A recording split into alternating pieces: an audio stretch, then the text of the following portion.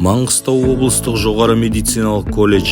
Дуальды оқыту жүйесі дуальды оқыту жүйесі дегеніміз не деген сұраққа сәл жауап беретін болсам, дуальды деген сөз екі жақты, яғни орта буынды медицина қызметкерлерін және болашақтағы сіздердің жұмыс жасап жатқан мекемелеріңізге дайын, бәсекеге қабілетті жаңа технологияларды меңгерген маман етіп даярлап шығару болатын.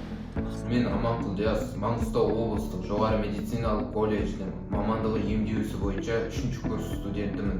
Біз колледжде теориядан алған білімімізді практикада ұштастыру мақсатында қалалық аурухана емханаларда оқу өндірістік тәжірибелерде өндіріс шеберлерімен бірігіп, тәжірибелік дағдыларды үйренеміз. Дуальды оқыту аясында біз науқастарға күтім жасап, құжаттамаларын толтырып, сонымен қатар дағдыларды орындай отырып, кәсіби жауапкершілікке үйренеміз. Бізді еңбекке баулыған, кәсіби шеберлікке және тәжірибе барысында дағдыларды сауатты үйреткен медбикелерге алғысым шексіз.